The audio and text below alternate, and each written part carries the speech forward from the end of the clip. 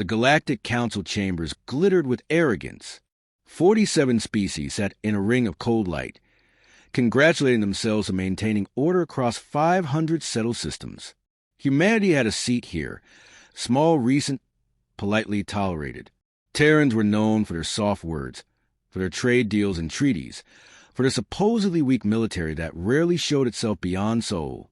In quiet corners, counselors muttered that the human talent for diplomacy was merely compensation for their physical fragility.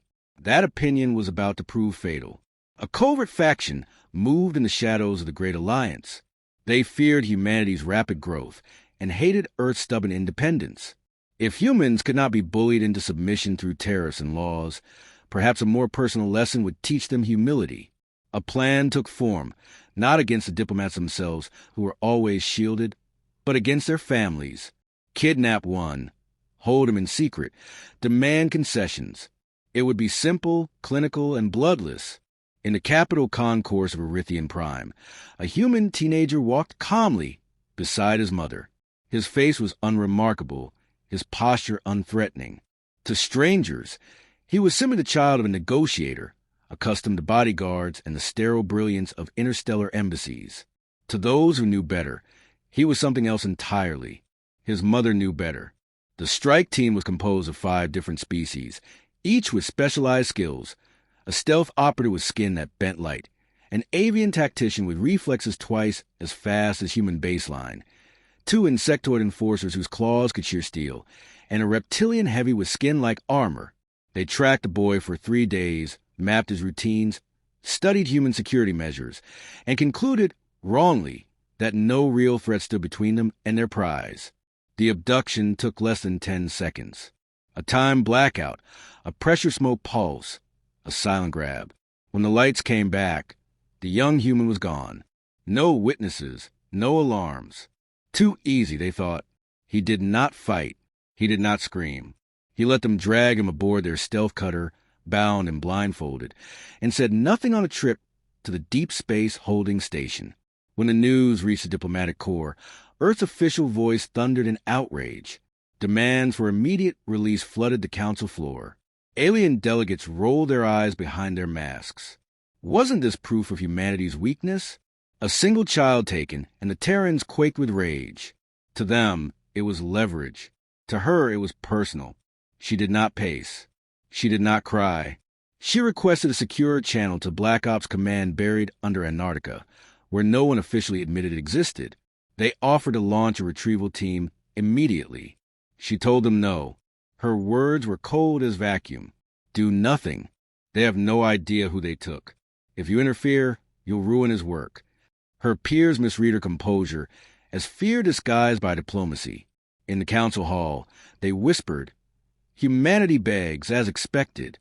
They saw a mother who wanted her son back at any price. What they did not see was calculation, the kind carved into Terran bone after centuries of war and loss. She was not terrified for her son. She was terrified for them.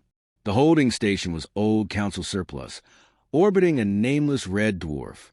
It smelled of rust and mold to human senses, though aliens noticed nothing. The boy sat quietly in his cell, wrist-bound, eyes open in the dim. He counted door cycles by the faint hiss of pressure seals. He listened to footsteps, insectoid chitin tapping, reptilian claws dragging, avian talons clicking in triple rhythm. He tracked schedules by the shift of distant engines. They fed him nutrient paste twice a day. They spoke to him as if to a child. He answered politely, masking his voice in practiced innocence. Inside his mind, maps formed. Weak points sketched themselves. Guard rotations repeated with machine-like predictability. He noted every vent grate and power conduit.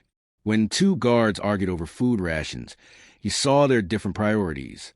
When one checked the energy shackles too quickly, he saw sloppiness. They believed him harmless. That belief would kill them. Memories surfaced between the quiet hours, not sentimental ones, operational ones. The first kill, silent and wet, on a burned-out asteroid colony at age 16. The 53rd kill, through a plasma vent on a pirate freighter. The 100th, a clean headshot through fog glass on a Europa dock. 1,000 confirmed, though only 3 people alive knew the number.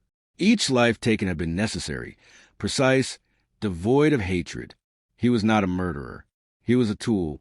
His mother had forged him to survive a galaxy that respected only predators. The aliens tried to question him. Why did humans build ships so quickly? Why did they reject certain treaties? What weapons did Earth hide? He smiled, shook his head, pretended not to understand their accents. They thought they were extracting secrets. In truth, they were feeding him data. Who controlled the cell blocks, where the surveillance blind spots lay, which species distrusted which. In the Galactic Council, panic stirred behind closed doors. Humanity's ambassador made speeches that sounded like pleas. Return my son peacefully, and Earth will remember your wisdom. Some counselors urged immediate release, fearing diplomatic backlash. Others scoffed. Why fear a species that begged for scraps of respect? They saw humanity's calm as weakness, not as a blade hidden in velvet. The boy waited. He allowed his captors to believe they held power. When a guard brought water and lingered too long, he caught the alien's gaze, measuring fear and greed in the subtle flick of compound eyes. He spoke gently. Do you trust the ones who hired you? The guard looked away. A seed planted. 2 days later, another guard was found dead. Officially an accident. A misstep near a vent shaft, neck broken. The others muttered, uneasy. They did not suspect him, because their arrogance blinded them. Humans did not kill without weapons, they thought. Humans were soft. They had never met one trained to kill with everything and nothing at all. Back on Earth, quiet channels pulsed with encrypted signals. Black Ops operatives requested clearance to strike. The mother denied it again, her voice steady as ice. He's gathering information. Let him work. Those who knew her history did not argue. Decades ago, she had walked away from covert service with her own kill count classified under 20 layers of security. She had raised her son with that same steel. Council debates grew louder. A faction suggested using the hostage to force Earth into signing a restrictive technology treaty. Another faction warned that the boy's calm demeanor meant something far worse. No one wanted to admit the truth. They had no idea what kind of human they had taken.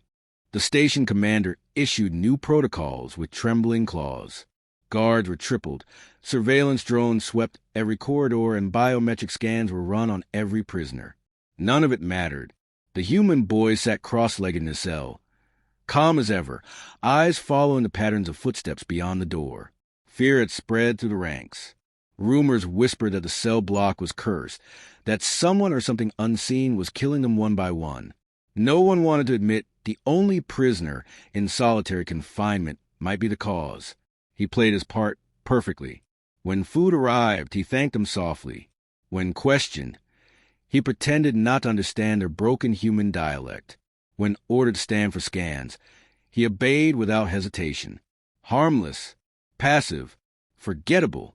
Meanwhile, he studied every tiny weakness in the station systems. Thermal regulators cycled on a 12-minute loop.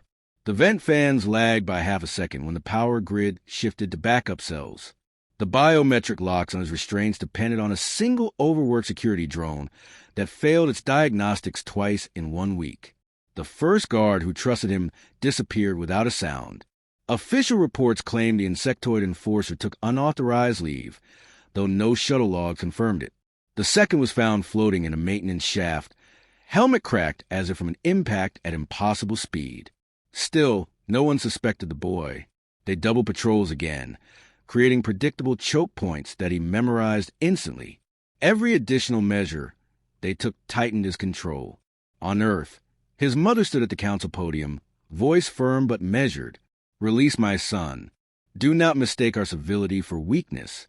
This is your final warning. Her eyes did not flicker when hostile delegates laughed. She knew every word reached him through encrypted diplomatic channels hidden in background data streams. He would understand her tone as clearly as the words. You have permission to proceed. The boy made his first overt move that night. When 2 guards entered for a routine check, they found him sitting on the floor, wrists outstretched for inspection. They never saw the thin strand of conductive wire he'd peeled from the overhead light fixture. 1 guard died without sound. The other he left alive, bound and gagged, with a single whispered message. "Tell your commander to stop lying. I know who ordered this." Panic spread fast. The reptilian heavy demanded permission to execute the prisoner immediately. The avian tactician refused, fearing council scrutiny. The stealth operative tried to frame the insectoids, and the insectoids tried to frame the reptile. Mistrust ate at them faster than any weapon could. In the chaos, the boys slipped a stolen access chip into the bindings. They still appeared sealed as scans, but now they were nothing more than jewelry. The mother kept up her calm diplomacy, refusing military intervention. In private, she told Terran intelligence to stay silent, to let the council destroy itself with fear. "He is safer in their cage than in our rescue," she said coldly. For now, few dared argue. They knew what her family line was capable of. 3 days passed. The boys sabotaged coolant valves in the drone bay, causing a chain of overheating failures. 2 security drones exploded in silent flashes, disabling an entire surveillance corridor. He moved through that corridor at night, invisible in blind spots he had mapped by memory alone, planting tiny listening devices scavenged from his own ration trays. The enemy spoke freely, unaware their every word reached him. He learned who funded the abduction, which council members demanded leverage over Earth, and which species fear humanity's growing fleet. He recorded everything. When they tried to interrogate him under neuroscan, he let the probe scrape harmless thoughts from his surface mind: hunger, boredom, faint annoyance. The scan reported no aggression, no planning. They left satisfied. He smiled after they were gone. Neuroscans only worked on people who didn't know how to break them. On the 5th night, the stealth operative vanished. The station commander ordered a full lockdown, sealing every blast door, cutting power to non-essential decks. That was exactly what the boy wanted. In darkness and confusion, his training thrived. He moved like water through the half-lit halls, never rushing, never wasting motion. 2 insectoids fell in the corridor, their bodies left where they dropped, not hidden this time. Let them know. Let them fear. Meanwhile, in the council chambers, heated arguments turned to open threats. Some delegates demanded the boys' immediate release to avoid war. Others pushed for the section to learn what made him so dangerous. Earth's ambassador remained perfectly calm. "We asked nicely," she said. "We don't ask twice." Few understood she wasn't bluffing. Back in his cell block, the boy dismantled the old surveillance grid completely, making it seem like a system fault.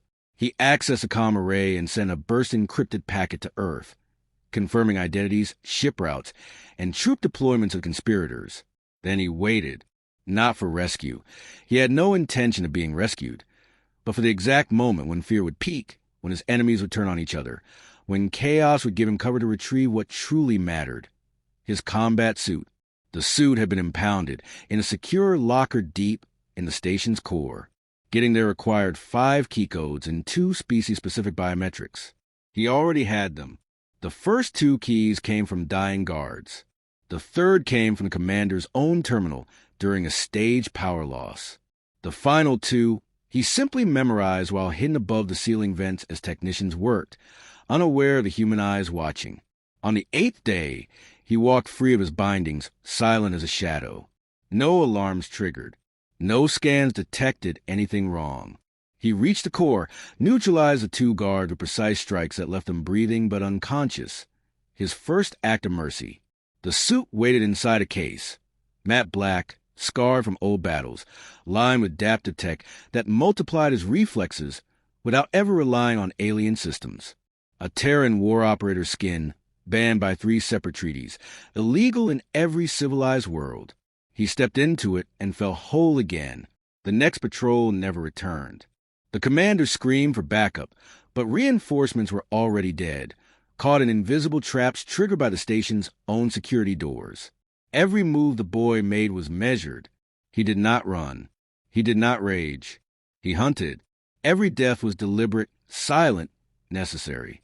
Yet he left witnesses alive just long enough to tell stories, spreading fear faster than blood. Word reached the council floor. The hostage had broken containment. Delegates demanded to know what Earth had done. The mother said nothing, only folded her hands. A single coded pulse was sent from her office. Proceed to Phase 2. Phase 2 meant no more hiding. The boy began dismantling the station systems openly, cutting power, vending compartments, forcing survivors into choke points where they could see him coming. He wanted them terrified, not because fear was satisfying, but because fear was instructive. He was sending a message. Humans were not prey. The crippled station drifted in silence long after the human left. Scattered transmissions leaked into the void, garbled reports of a single Terran operative, impossible casualty lists, frantic calls for rescue that never came. By the time the first council responders arrived, they found no battle, no siege, just a trail of bodies and a single message carved into bulkhead in clean block letters. Do not touch Earth. Panic flooded the council chambers. Delegates argued louder than ever, species turning on one another with venom. Some wanted to cover up the disaster. Others demanded vengeance. A few, the shrewder ones, recognized that vengeance against a species capable of breeding such a man would be suicide. Earth's ambassador sat calmly, watching them devour each other with words, giving away nothing. Behind closed doors, the mother received the full packet of data her son had sent. Names, transactions, secure channels, shipping manifests. The entire conspiracy lay exposed in one encrypted file. She sent it to the intelligence directorate. Without comment, the directorate knew what to do. Discreet arrests on half a dozen worlds, quiet disappearances in the dead of night, bank accounts freezing with no explanation. Every traitor who had funded the kidnapping simply vanished from galactic society without fanfare. The boy did not hide. He piloted the stolen shuttle straight into council space, slipping past patrols with the ease of someone who had already mapped every sensor blind spot. He landed unchallenged on the diplomatic moon, walking openly toward the great council spire in his combat suit, helmet off, expression calm. Those who saw him on the plaza stepped aside without thinking. His presence radiated quiet violence, the kind that needed no display. Council security scrambled, unsure whether to arrest him or protect him. The conspirators still alive begged for his execution, claiming he was a terrorist. Others whispered that killing him would trigger a war they could not win. Inside the council hall, the mother stood at the podium, facing a sea of hostile eyes. She spoke slowly, every word carved from iron. We asked for peace. We asked for diplomacy. You thought that meant we were harmless. You thought taking my son would make us bow. It didn't. The doors at the far end opened, and her son walked in, armor catching the cold light, unhurried and silent. Guards reached for weapons, but no one fired. The council had heard too many rumors, of bodies disappearing without a trace, of soldiers killing themselves in panic at the sound of a Terran voice. No one wanted to test whether those rumors were true. He stopped at the center of the chamber and looked up at the tiered seats, meeting alien eyes without fear. You wanted leverage, he said evenly. You wanted to show humanity its place. You failed. The chamber fell silent. Even those who despised humans could feel the weight in his voice. It was not loud. It was not threatening. It was a statement of fact. You took me because you thought I was weak, he continued. You thought Earth sends children to negotiate. But we don't send children. We send people who understand exactly how fragile peace really is, and how expensive war can become for those who provoke it. He tossed a data chip onto the central table. It clattered softly, an insignificant sound, yet it made every delegate flinch. These are your names. Every credit trail. Every order you gave. You thought no one would ever know. Now Earth knows. And you have one chance to make this right. A reptilian counselor spat, voice trembling with barely suppressed fear. Are you threatening the council itself? The boy's mouth curved into something that wasn't quite a smile. No, I'm warning you. If humanity wanted this council dead, it would already be dead. But we don't want that. We want you to remember what happens when you treat us like prey. A murmur spread to the chamber. Anger, fear, confusion. Some wanted to call his bluff. Others were certain it wasn't a bluff at all. The mother watched them carefully, letting the silence grow heavy, knowing that silence was more terrifying than shouting. Release every hold you have on Terran trade routes, she said finally. Withdraw every sanction. and never touch our people again. The avian tactician who had ordered the abduction opened his beak to protest. The boy raised one hand slightly. Not a threat, merely a gesture. And the tactician froze, remembering the stories from the crippled station. No one interrupted again. The council chair tried to salvage dignity. If we comply, do you guarantee humanity's cooperation? The boy's voice was flat. No, we guarantee humanity's patience. Don't mistake that for weakness again. The vote passed in minutes. Conspirators were disavowed and purged by their own governments to avoid Terran retaliation. Trade restrictions evaporated overnight. And though the council never admitted fear openly, their diplomats began treating every human envoy as if he or she carried a gun under the table. Because some of them did. As they left the chamber, the mother and son walked side by side without speaking. Outside, alien journalists shouted questions, demanded statements, begged for interviews. The boy ignored them all. His mother's expression never changed. On the shuttle back to Earth, she finally spoke. Are you finished? For now, he said. But they'll remember. They'd better, she replied. Because next time, we won't ask nicely. Far behind them, in the glittering spires of the council capital, whispers spread faster than any official memo. We're humans, not just diplomats, not just soldiers. Something harder, something older. A species that smiles while counting every threat, that offers peace with one hand and holds the other behind its back, steady on the trigger. Every alien delegate who saw the young man in the chamber that day carried the same image home. Calm eyes, steady voice. No fear at all. A human who had walked through their cage and left it burning, not out of rage, but because it was necessary. Death in a suit, polite enough to give them a warning before deciding whether to kill again. Humanity had not changed. The galaxy had.